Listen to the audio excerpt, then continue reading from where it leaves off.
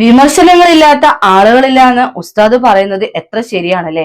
ഇപ്പോ പ്രധാനമന്ത്രിനെ കാണാൻ പോയ ഒരു വിഷയവുമായി ബന്ധപ്പെട്ട് ഭയങ്കരമായിട്ട് ഉസ്താദിനെ തെറി വിളിക്കുന്നു, അല്ലെങ്കിൽ വൃത്തികേട് പറയുന്നു. ഇതൊക്കെ കാണുമ്പോൾ കേൾക്കുമ്പോഴൊക്കെ ഇതിന്റെ സത്യാവസ്ഥയും നിജസ്ഥിതിയും അറിയാതെയാണ് ഓരോ ആളുകൾ പറയുന്നത്. ഇപ്പോ എല്ലാവരെയും ഇപ്പൊ ഞാൻ ഒരാളെ കുറ്റപ്പെടുത്തുകയോ ഒരാളെ സപ്പോർട്ട് ചെയ്ത് പറയുകയോ അല്ല.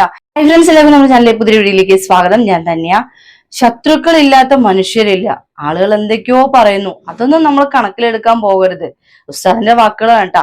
ആദ്യം ആ വാക്കുകൾ കേട്ടിട്ട് തുടങ്ങാട്ടാ. നടക്കുന്നുണ്ടാവും, ആളുകൾ എന്തെല്ലാമോ പറയുന്നവരുണ്ടാവും. അവരെ പറ്റി ഒന്ന് ചിന്തിക്കാനേ പോകണ്ട, അവരെ പറ്റി നമ്മൾ ശ്രദ്ധിക്കുകയേ വേണ്ട. അത് ശത്രുക്കളില്ലാത്ത ഒരു മനുഷ്യനും ലോകത്തിവിടെ വന്നിട്ടില്ല. യസീദു സഫഹതൻ വഅസീദു ഹിൽമൻ കഊദിൻ സാദഹുൽ ഇഹ്റാഖു തീബാ. ഇമാം ഷാഫി റളിയല്ലാഹു അൻഹു പറയുന്നു, എന്നെ എല്ലാ ചീത്തയും ഇങ്ങനെ പറയുന്നു. അതങ്ങനെ പറഞ്ഞോട്ടെ, ഞാനതിന് മറുപടി പറയാൻ പോകുന്നില്ല. എന്നിട്ടോ ഷാഫി ഇമാം പറയും, അത് പറയാത്തത് കൊണ്ട് എനിക്ക് സഹിഷ്ണുതയും ക്ഷമയും ഗുണവും ഇങ്ങനെ വർദ്ധിക്കുന്നു. അവൻ വിഡ്ഢിയായി ഇങ്ങനെ പോകുന്നു. ഏതുപോലെ ഊത് തീയിലിട്ട് ആ തീ കൊണ്ട് കരിക്കുന്നോറും നല്ല നല്ല മണം, ഇങ്ങനെ സുഗന്ധദ്രവ്യം വരുന്നു, അത് കരിച്ചു പോകുന്നു. അതുപോലെയാണ് നമുക്ക് ശത്രുക്കളെ പരിഗണിക്കാതെ പ്രവർത്തനം നന്നാക്കുക. പ്രശ്നങ്ങളില്ലാത്ത മനുഷ്യരില്ല അല്ലെ. എന്തെല്ലാം പ്രശ്നങ്ങൾ ആരെല്ലാമോ എന്തൊക്കെയോ പറയുന്നു. അതൊന്നും നമ്മൾ മൈൻഡ് ചെയ്യേണ്ട ആവശ്യമില്ല. നമ്മൾ പോകേണ്ട വഴി നമ്മൾ പോയിക്കൊണ്ടിരുന്നാലാണ് നമ്മളെ വിശ്വസിച്ച് നിൽക്കുന്ന ആളുകളിലേക്ക് നമ്മളുടെ എന്താ പറയാ നമ്മൾ എത്തിപ്പെടേണ്ട സ്ഥലങ്ങളിൽ നമ്മൾ എത്തപ്പെടുകയുള്ളൂ എന്ന് ഉസ്താദ് പറയുന്നത് എത്രമാത്രം ശരിയാണ് അല്ലെ. ഇപ്പോ ഞാൻ ഇങ്ങനെ ഒരു വീഡിയോ ആയിട്ട് വരാൻ കാരണം വേറൊന്നും അല്ല കേട്ടോ.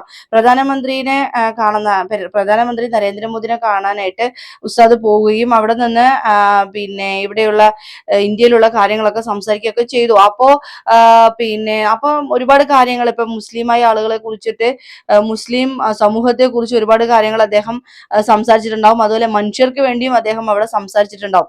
എന്താണ് സംസാരിച്ചത്, ഏതാ സംസാരിച്ചതെന്നൊക്കെ വ്യക്തമായ കാര്യങ്ങൾ നിങ്ങൾ അറിഞ്ഞിട്ടുള്ളത് തന്നെയാണ്. പക്ഷെ ആ വ്യക്തിനോട് പിന്നെ ഞങ്ങളൊക്കെ ഇപ്പൊ ഓക്കെ ആണ് എന്ന് പറഞ്ഞിട്ട് പുറത്തിറങ്ങുമ്പോഴേക്കും ഒരു ന്യൂസ് ചാനൽ ചോദിക്കുകയാണ്, ഇന്ത്യയിലെ മുസ്ലിങ്ങൾ സേഫ് ആണോ, അല്ലെങ്കിൽ ഇന്ത്യയിലെ മുസ്ലിങ്ങൾ ഓക്കെ ആണോ എന്ന് ചോദിക്കുന്നു. അത് ആ ഒരു ചോദ്യത്തിന് അദ്ദേഹം പറഞ്ഞത്, ഇപ്പോ ഇവിടെ ഇന്ത്യയിലെ മുസ്ലിങ്ങളൊക്കെ ഒരു കുഴപ്പമില്ലാണ്ട് നല്ല രീതിയിലാണ് പോകുന്നത്. അതായത് ഇന്ത്യൻ ഭരണഘടന നിയമം അനുസരിച്ച് പിന്നെ നല്ല രീതിയിൽ തന്നെയാണ് ആ നിയമം നിയമത്തെ അനുസരിച്ചുകൊണ്ടാണ് പോകുന്നത് എന്ന് പറഞ്ഞു. അല്ലാതെ നിയമമൊന്നും ശരിയല്ല, അല്ലെങ്കിൽ ഇന്ത്യയിലെ ഭരണഘടന ശരിയല്ല, ഭയങ്കര ബുദ്ധിമുട്ടിലാണ് ഞങ്ങളൊക്കെ പോയിക്കൊണ്ടിരിക്കുന്നത് എന്നൊക്കെ പറഞ്ഞു കഴിഞ്ഞാല്, വർഷങ്ങൾക്ക് മുന്നേ ഒരു മത തീവ്രവാദ സംഘടന നിങ്ങൾക്ക് ഞങ്ങൾ സഹായം എത്തിക്കുമെന്ന് പറഞ്ഞുകൊണ്ട് ഇങ്ങോട്ട് വരാനായിട്ട് നിന്നിട്ടുണ്ടായിരുന്നു. അത് നിങ്ങളെല്ലാവരും അറിഞ്ഞിട്ടുണ്ടാവുമെന്ന് വിചാരിക്കുന്നു. ആ സംഘടനയുടെ പേര് ഞാൻ വ്യക്തമായി ഇവിടെ പറയുന്നില്ല. അപ്പൊ ആ ഒരു സംഘടന അങ്ങനെ ഒരു കാര്യം പറഞ്ഞപ്പോ തന്നെ ഇന്ത്യയിലെ ശരിക്കും പ്രതികരിച്ച ഒരേ ഒരു വ്യക്തി എന്ന് പറയുന്നത് ബഹുമാനപ്പെട്ട AP ഉസ്താദ് തന്നെയായിരുന്നു കേട്ടോ. ഉസ്താദ് പറഞ്ഞത്, പുറത്തു നിന്നുള്ള ഒരു സഹായം ഇന്ത്യയിലേക്ക് ആവശ്യമില്ല, ഇവിടെ എല്ലാവരും നല്ല രീതിയിൽ തന്നെയാണ് ജീവിച്ചു പോകുന്നതെന്ന് പറഞ്ഞു. അപ്പൊ ഉസ്താദ് ഇത് പബ്ലിക്കായിട്ട് പറയാണ്, മുസ്ലിങ്ങളൊക്കെ ഭയങ്കര പ്രശ്നത്തിലാണ്. അങ്ങനെയൊക്കെ സംസാരിച്ചു കഴിഞ്ഞാല് ഇപ്പൊ ചെറിയ കുട്ടികളടക്കം തീവ്രവാദികളാകാനും, അതുപോലെ തന്നെ ഒരുപാട് പ്രശ്നങ്ങൾ ഉണ്ടാക്കാനും, അല്ലെങ്കിൽ വലിയൊരു കലഹം ഉണ്ടാകാനും ഇതിനൊരു ചാൻസ് ഉണ്ട്. ഇപ്പൊ ജസ്റ്റ് ഉസ്താദിനെ എല്ലാവരും കല്ലെറിയാണ്. പക്ഷെ അതിന്റെ പിന്നിലെ സത്യാവസ്ഥ എന്താണെന്ന് അറിഞ്ഞു കഴിഞ്ഞാലല്ലേ, അറിഞ്ഞാലും അംഗീകരിക്കാത്ത ആളുകളുണ്ട് കേട്ടോ. അത് വേറെ കാര്യം. ഇപ്പോ നിമിഷപ്രിയയുടെ കാര്യം എടുത്ത് നോക്കിക്കഴിഞ്ഞാല്, ഒരു ഫോൺ കോളിലാണ് അദ്ദേഹത്തിന്റെ ആ ഒരു ഇടപെടൽ കാരണം നിമിഷപ്രിയനെ തൂക്കുകയറിൽ നിന്ന് തന്നെ മാറ്റിയത് അല്ലെ. ഒരുപാട് നിരന്തരം ആ ഒരു പിന്നെ എന്താ പറയാ, നിമിഷപ്രിയ ഇല്ലാതാക്കിയ ആളുടെ വീട്ടുകാരുമായിട്ട് ഒരുപാട് നിരന്തരം സംസാരിക്കുകയും, അതുപോലെ തന്നെ അവിടെയുള്ളൊരു പണ്ഡിതനെ വിളിച്ച് സംസാരിക്കുകയും ഒക്കെ ചെയ്തതിന്റെ അടിസ്ഥാനത്തിൽ ഇപ്പൊ നിമിഷപ്രിയ ജീവനോടെ ഉണ്ട് അല്ലെ. അതും ആൾക്കാർ സമ്മതിച്ചില്ല. ഇനിയിപ്പോ ലേറ്റസ്റ്റ് ആയിട്ട് 2-3 ന്യൂസ് കണ്ടിട്ടുണ്ടായിരുന്നു. ഫുൾ ലേഡീസ്, അതായത് കാന്തപുരത്തിന് എന്താണ് സ്ത്രീ വിരുദ്ധതയാണല്ലോ പറയാനുള്ളത് എന്ന് പറഞ്ഞു. അങ്ങനെയാണെങ്കിൽ നിങ്ങളൊന്ന് ആലോചിച്ച് നോക്ക്, ഈ നിമിഷപ്രിയ സ്ത്രീയാണ്. അതേപോലെ ഒരു 4 സ്ത്രീകള് പിന്നെ വിദേശ രാജ്യത്ത് കുടുങ്ങി കിടക്കണ്ടായിരുന്നു. അവിടെയും ഉസ്താദ് ഇടപെട്ടു, 2 പേരെ കൊണ്ടെത്തിച്ചു. ഇനിയും ബാക്കിയുള്ളവരെ ഇതാ എത്തിച്ചുകൊണ്ടിരിക്കുന്നു. ഇപ്പൊ ഇനി അടുത്ത ഒരു കാര്യം കൂടെ ഞാൻ പറഞ്ഞുതരാം. ഒരു ഫാമിലി ആയിട്ട് പിന്നെ ജോലി ചെയ്യായിരുന്നു വിദേശത്ത്. അവിടുന്ന് അവിടെയും ഒരു പ്രശ്നം ഉണ്ടായി. അവരവിടെ ജയിലിലായി. ഭർത്താവിനെ വീട്ടിലേക്ക് കൊണ്ടുവന്നു. ഇപ്പൊ ഭാര്യ അവിടെയുണ്ട്. അതിന് തുടർ പ്രക്രിയകളൊക്കെ ചെയ്തുകൊണ്ടിരിക്കുകയാണ്. അപ്പോ ഇത് എന്താ ഞാൻ പറയാ, ഓരോ കാര്യത്തിനും അതിൻ്റെതായ കാര്യങ്ങൾ, അതിനെ വളച്ചൊടിച്ചുകൊണ്ട് സംസാരിച്ച് എന്തെല്ലാമോ ആക്കി തീർക്കുന്ന ആളുകളോട് എന്താണ് പറയണത് എനിക്കറിയില്ല.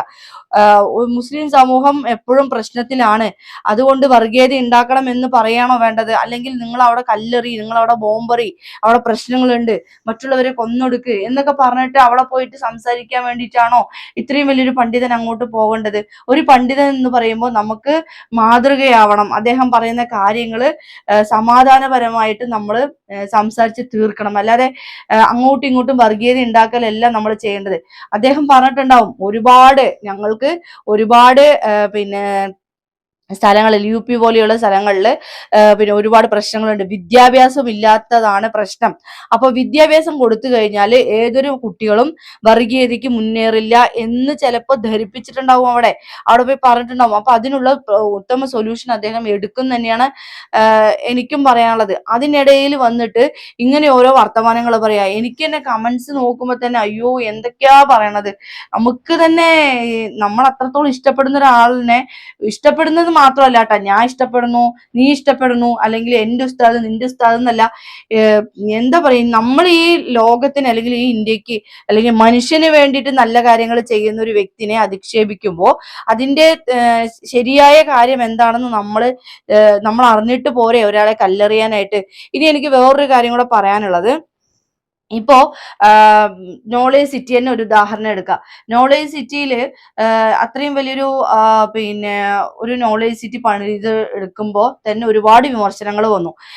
ലക്ഷക്കണക്കിന് കുട്ടികളെയാണ് കേട്ടോ അവിടെ പഠിപ്പിച്ച് വക്കീലാക്കിയിട്ടും അല്ലെങ്കിൽ ഒരുപാട് ജോലിയിലൊക്കെ എത്തിച്ചിട്ടുണ്ട്. ഒരുപാട് എത്തിയമായ കുട്ടികളെ പഠിപ്പിക്കാനായിട്ട് അദ്ദേഹം ചെയ്യുന്ന ആ ഒരു ബുദ്ധിമുട്ട് അല്ലെങ്കിൽ അദ്ദേഹം ചെയ്യുന്ന ആ ഒരു പ്രവർത്തനത്തെ കണ്ടില്ലെന്ന് നടിക്കാൻ കഴിയില്ല. പിന്നെ ആ നോളേജ് സിറ്റിയിൽ ഇഷ്ടംപോലെ ആൾക്കാർക്കാണ് ജോലി കിട്ടിയിരിക്കുന്നത്. അപ്പൊ അതിന്റെയൊക്കെ നന്മയൊക്കെ അദ്ദേഹത്തിന് കിട്ടും. അതുകൊണ്ട് തന്നെയാണല്ലോ ഇത്രയും പ്രായമായിട്ടും ഒരു ഭാഗത്ത് ചടഞ്ഞുകൂടി ഇരിക്കാതെ മറ്റുള്ളവർക്ക് വേണ്ടിയിട്ട് അദ്ദേഹം പ്രവർത്തിക്കുന്നത്. ഇനി വേറൊരു കാര്യം കൂടെ ഞാൻ പറയാം. ഇതിനിടയ്ക്ക് ഒരു വിവാദം വന്നിട്ടുണ്ടായിരുന്നു. ബഹുമാനപ്പെട്ട കാന്തപുരം ഉസ്താദിന്റെ തറവാട്ടിൽ നിന്നല്ലല്ലോ പിന്നെ പൈസയൊക്കെ റെഡിയാക്കണത് അല്ലെങ്കിൽ കാര്യങ്ങളൊക്കെ ചെയ്യണമെന്ന് പറഞ്ഞിട്ട് ഒരു ലേഡി സംസാരിക്കുന്നതായി കണ്ടു. എനിക്ക് അതിലൊരു കാര്യം കൂടെ പറയാനുണ്ടായിരുന്നു. അതായത് ഉസ്താദിന്റെ ശിഷ്യന്മാരാണ് ഈ കൊടുക്കുന്നതൊക്കെ, അതും കൂടെ നിങ്ങൾ മനസ്സിലാക്കണം. ഇപ്പൊ പേരോട് ഉസ്താദിന്റെ ശിഷ്യനാണ്. അത്രയും പ്രായമുള്ള, അതിനേക്കാൾ പ്രായമുള്ള ശിഷ്യന്മാര് വരെ അവിടെ പഠിച്ചിട്ടുണ്ട്. അപ്പൊ അവരൊക്കെ വിദേശത്ത് വർക്കിന് പോയാലും നാട്ടിൽ വർക്ക് ചെയ്താലും ഒരു ചെറിയൊരു ശതമാനം ആ ഒരു മർക്കസിലേക്ക്, ആ ഒരു മക്കളിലേക്ക്, ഉസ്താദ് എപ്പോഴും നേതൃത്വം നൽകുന്ന ആ ഒരു സംഘടനയിലേക്ക് ഉറപ്പായിട്ടും അവര് സഹായിക്കും. അല്ലാതെ ഈ പറയുന്ന വിമർശനം നടത്തുന്നവരിൽ നിന്ന് 1 രൂപ പോലും അദ്ദേഹം പിരിച്ചിട്ടില്ല, വാങ്ങിച്ചിട്ടില്ല. പിന്നെ എന്തിനാണ് നിങ്ങൾ ഇങ്ങനെ അദ്ദേഹത്തിന് കല്ലെറിയാൻ നിൽക്കുന്നത്? അദ്ദേഹത്തിനെ കുറിച്ച് വീഡിയോ ഇട്ട് കഴിഞ്ഞാൽ റീച്ച് ആവുമെന്നും അല്ലെങ്കിൽ അദ്ദേഹത്തിനെ താഴ്ത്തി കെട്ടിയാല് ഒന്നുകൂടെ മറ്റുള്ളവര് വന്ന് ഇന്റർവ്യൂ ചെയ്യുന്നൊക്കെ വിചാരിച്ചോ നിങ്ങൾ? അതെല്ലാം നിങ്ങൾക്ക് തെറ്റിപ്പോയി. എത്രത്തോളം കല്ലെറിയുന്നോ അത്രത്തോളം ഉസ്താദ് ഉയരങ്ങളിൽ നിന്ന് ഉയരങ്ങളിൽ എത്തുക തന്നെ ചെയ്യും. അതിന് ഉത്തമ ഉദാഹരണം തന്നെയാണ് ഈ കഴിഞ്ഞ പിന്നെ സംസ്ഥയുടെ 100ാം വിളംബര സമ്മേളനത്തിന് ഞാൻ പോയിട്ടുണ്ടായിരുന്നു. നിങ്ങൾ എല്ലാവരും കണ്ടിട്ടുണ്ടാവുമെന്ന് ഞാൻ വിചാരിക്കണം. അവിടെ കൂടിയത് വെറും ആ ഒരു മലപ്പുറം ജില്ലയിലെ ആളുകൾ മാത്രമാണ്. ആ മലപ്പുറം ജില്ലയിൽ ഇത്രയും ലക്ഷം ജനങ്ങളാണെങ്കിൽ എല്ലാ ജില്ലയിലത്തെയും ആളുകൾ വന്നു കഴിഞ്ഞാൽ എന്തായിരിക്കും അവസ്ഥ? നിങ്ങളൊന്ന് ആലോചിച്ച് നോക്കൂ. അപ്പോ ഒരാളെ അദ്ദേഹത്തിന്റെ വഴികൾ ചെയ്യട്ടെ, അദ്ദേഹം അതൊന്നും കേൾക്കുന്നില്ല.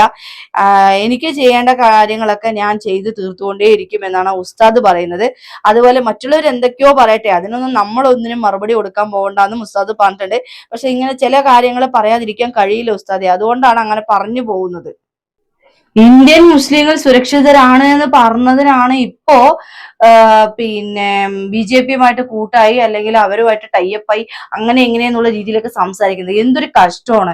നമ്മുടെ പ്രധാനമന്ത്രി എന്താ പറയാ BJP നേതാവാണെന്ന് വിചാരിച്ചിട്ട് നമ്മളുടെ കാര്യങ്ങൾ നമ്മൾ അവരോട് സംസാരിക്കാതിരിക്കാൻ കഴിയോ? ഇപ്പൊ എന്റെ നാട്ടിലൊരു BJP മെമ്പർ ആയിട്ടാണ് നിൽക്കുന്നതെന്ന് വെച്ച് കഴിഞ്ഞാൽ എനിക്ക് അയാളോടത്ത് പോയിട്ട് എന്റെ കാര്യങ്ങൾ പറയാതിരിക്കാൻ കഴിയോ? എന്തിനാണ് ഇങ്ങനെ ഓരോ വർഗീയത നിങ്ങൾ തന്നെ ഉണ്ടാക്കുന്നത്? അവർ രണ്ടുപേർക്കും വർഗീയതയോ വിമർശനങ്ങളോ ഇല്ല. പക്ഷെ നിങ്ങൾ ഈ വീഡിയോ കാണുന്ന ഒരു കാര്യത്തിനും പിന്നെ മറ്റുള്ളവർക്ക് ഉപകാരമില്ലാത്ത ആളുകളാണ് ഈ വന്ന് കമന്റ് ബോക്സിൽ വന്ന് കമന്റ് ഇടുക, വീഡിയോ ചെയ്യുക, അങ്ങനെയൊക്കെ ചെയ്യുന്നത്. ഇപ്പോ ഞാനും നീയും ഒക്കെ വീഡിയോ ചെയ്യുമ്പോൾ അല്ലെങ്കിൽ ഞാനും നിങ്ങളൊക്കെ വീഡിയോ ചെയ്യുമ്പോൾ കുറച്ച് ആളുകൾ മാത്രമേ കാണുള്ളൂ. പക്ഷേ ഉസ്താദ് ഒരു കാര്യം മീഡിയന്റെ മുന്നിൽ പറയുന്നുണ്ടെങ്കിൽ അത് ലോകം മുഴുവനും കാണുന്നുണ്ടെന്നുള്ള സത്യം നിങ്ങൾ മനസ്സിലാക്കണം. അതുകൊണ്ടാണല്ലോ ഇത് ഇത്രയും എല്ലാവരും ഏറ്റെടുത്തിട്ടുള്ളത്. ഈ ഒരു വാക്ക് മാത്രം ഏറ്റെടുത്തിട്ടുള്ളത്. അതിന്റെ മുഴുവൻ കാര്യങ്ങളും നിങ്ങൾ കേട്ടു നോക്കിയിട്ടുണ്ടെങ്കിൽ മനസ്സിലാവും. അതില് ഒരുപാട് കാര്യങ്ങൾ അവർ ചോദിച്ചതിന് ശേഷമാണ് ഈ ഒരു ചോദ്യം വന്നത്. അപ്പൊ എല്ലാം കൂടെ ചേർത്തിട്ടാണ് അദ്ദേഹം ഒരു ഉത്തരം കൊടുത്തിട്ടുള്ളത്. അതുകൂടെ മനസ്സിലാക്കാതെ അദ്ദേഹത്തെ വിമർശിക്കുന്നവർ വിമർശിച്ചുകൊണ്ടേ ഇരിക്കുള്ളൂ. എന്തായാലും ഉസ്താദ് ഇനിയും ഉയരങ്ങളിലേക്ക് തന്നെ എത്തിച്ചേരുമെന്ന് ഒരു സംശയമില്ല. അപ്പൊ എന്തായാലും ഇന്നത്തെ വീഡിയോ ഞാൻ വൈൻഡപ്പ് ആക്കുന്നു. നന്ദി, നമസ്കാരം.